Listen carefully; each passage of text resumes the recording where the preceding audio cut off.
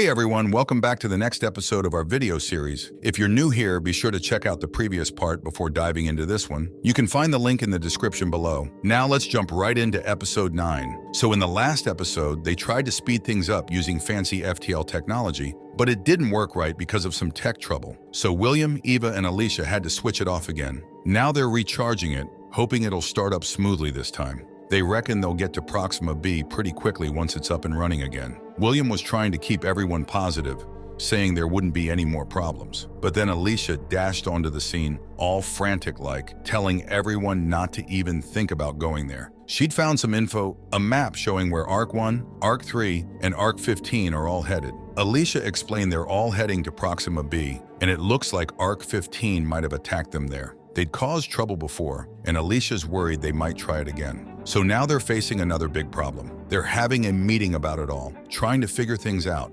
Sharon's got an idea, though. There were more planets they knew about when they started this project. One of them was Rose 128b, but the catch is it's really far away. Upon hearing William's opposition to the idea of traveling to Rose 128b, tension rises among the crew. William expresses uncertainty about the distant journey and insists on heading to the nearest planet instead, which angers some. In defiance of William's ideas, Helena presents a shield concept powered by FTL technology to fend off potential attackers from Arc 15 or any other nearby threats. However, the shield is still in its early stages and hasn't been tested, making Sharon doubtful about its reliability. Despite William's objections, the majority of the crew agrees with Sharon, not feeling confident about the shield's effectiveness. This decision infuriates William, who, as the creator of the spaceship, locks the system, demanding that they all change their minds before he unlocks it. With tensions escalating, William and Helena walk away, leaving the crew uncertain about their next move. The dilemma remains: embark on a long journey to Rose 128b or risk potential attacks by reaching Proxima B in a matter of days. Fear and apprehension grip the crew as they weigh their options. In the cafeteria, Eva and James find themselves sitting together. James expresses concern that Eva might be upset with him for not sharing information about a treatment,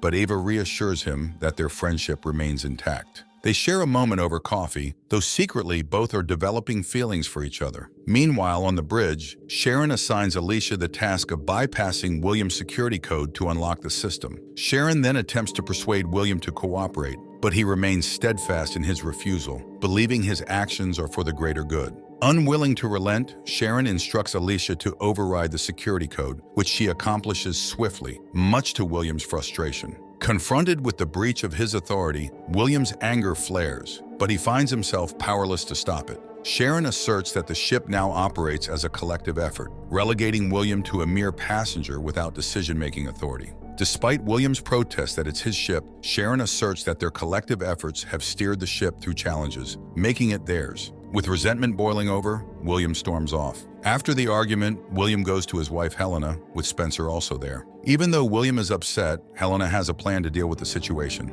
Meanwhile, Sharon tells everyone on the bridge that the FTL device is ready, but they've changed their plans. They're not going to Proxima B anymore because Arc 15 has already arrived there, and it might be dangerous for them. Instead, they're heading to Rose Planet, which is safer but further away. James supports Sharon's decision, and they activate the FTL, zooming towards Rose Planet in a bubble at super fast speed. James feels sad deep down because he knows he's very sick and might not live much longer. Even though he doesn't like the decision to go to Rose Planet, he knows it's safer for everyone. It'll take them a few years to get there, and James doesn't have much time left because of his illness. He couldn't risk people's lives just for the sake of reaching their destination quicker. Eva comforts him as they embark on their long journey. However, there were dissenters on board the ship who disagreed with Sharon's decision, led by William and his wife Helena, who were known for their cunning ways. Helena, being clever, began to sway some of the crew members to their side. Spencer, Kat, Jelena, and especially Ava were targeted for their support. William himself approached Ava, showering her with praise and winning her over to his cause. With Ava on board, Kat and Spencer rallied the rest of the crew against Sharon's decision. They argued that going to Proxima B was the safer option because they had a shield to protect against potential attacks.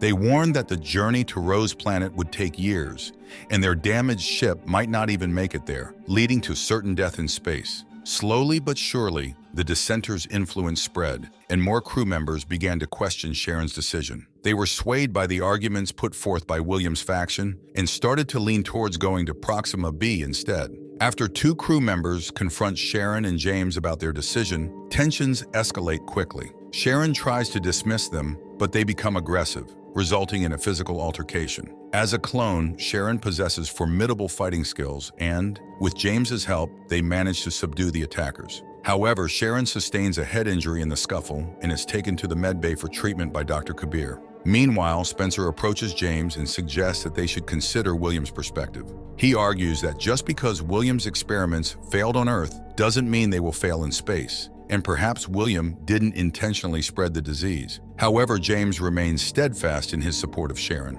Yelena and Felix find themselves in a heated discussion. Seizing an opportunity, Yelena slips drugs into Felix's water, causing him to lose consciousness. Similarly, Eva follows suit, drugging James's water, while Kat does the same to Sharon. These actions are orchestrated to remove obstacles to William's agenda, as these individuals now align with him. Once unconscious, Felix, James, and Sharon are confined to a room, effectively removing them from the decision-making process. Spencer assumes command and declares a change of plans to the crew, announcing himself as the new captain. The decision is made to head to Proxima B instead of Rose Planet, with Eva tasked to activate the FTL. William and his supporters laud Spencer's leadership, praising the decision to alter course. Meanwhile, upon regaining consciousness, Sharon, Felix, and James are furious at being ousted from their positions and recognize the imminent danger the crew faces. James shares his illness to Sharon, so she provides solace to James, encouraging him in his time of need.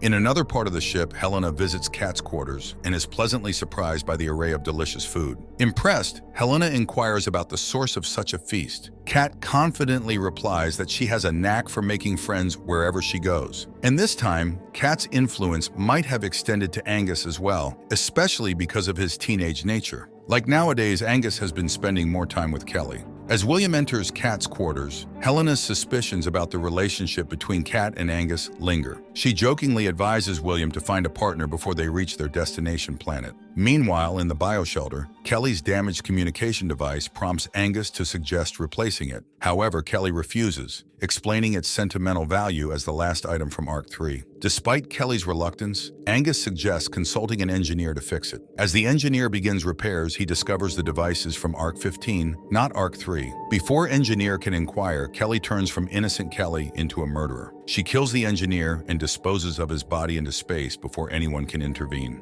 As the truth about Kelly's origins surfaces, it becomes evident that she is actually from Arc 15 and has been maintaining contact through her communication device. Her initial image as a member of Arc 3 was merely a tactic, and her true mission was surveillance, which she has accomplished successfully. With Kelly's betrayal, the people from Arc 15 now have the ship's location. Meanwhile, William pays a visit to Kat's room, but he keeps his distance, citing his loyalty to his wife Helena, who does everything for him. Kat, feeling rejected, attempts to blackmail William, but he sternly warns her against provoking Helena, as it could pose a significant threat. Realizing the gravity of the situation, Kat acknowledges her mistake in siding with the wrong individuals. In the bioshelter, Kelly notices Angus's sadness as he begins cutting the plants. Concerned, Kelly inquires about the reason, and Angus reveals his intention to restore Sharon as the captain, believing in her ability to make the right decisions. However, Kelly urges him to trust her and reconsider his allegiance to William, which provides some comfort to Angus. Meanwhile, in the medbay,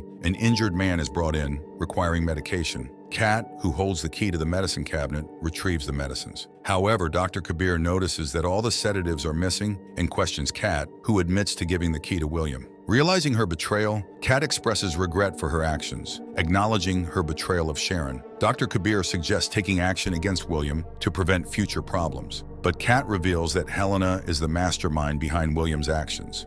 On the bridge, the FTL system is fully charged, and William orders Eva to initiate it. However, when Eva attempts to activate it, she discovers that the system is locked. William accuses Eva of playing a trick, but she denies any involvement, stating her support for the journey to Proxima B. They realize that Alicia is behind the security lock. In a desperate move, William threatens to kill Sharon and the others if Alicia doesn't remove the security code. Although Helena orchestrated the situation, Alicia refuses to succumb to their threats. William retaliates by cutting off the oxygen supply to the room where Felix, James, and Sharon are imprisoned. Alicia, unwilling to let her friends die, removes the security code. However, the door remains locked, trapping them inside as they begin to suffocate. Yelena, outside the room, struggles to open the door. In a tense moment, Alicia manages to unlock the door with the code, saving their lives. Helena intended to teach Alicia a lesson, warning her to support them or face expulsion from the airlock. Despite the threats, Alicia remains resolute and unafraid. Helena orders the security guards to take Alicia away, prompting Eva to intervene. However, Helena threatens to kill Eva as well. Before any harm can be done, Sharon, James, and Felix arrive on the bridge. They engage in a fierce battle with the guards loyal to Helena and William. With Sharon taking command, they swiftly deactivate the FTL, preventing the ship from reaching Proxima B. Those who oppose Sharon are detained, including Spencer. Eva is questioned about her support for them, but before she can respond, the ship's alarm sounds. Rushing to the bridge, they witness the arrival of the ARC-15 ship. Meanwhile, Kelly eliminates the guard outside the room where William and his associate are held captive. She contacts ARC-15 and informs them that Mr. William wishes to meet, leaving the episode on a cliffhanger.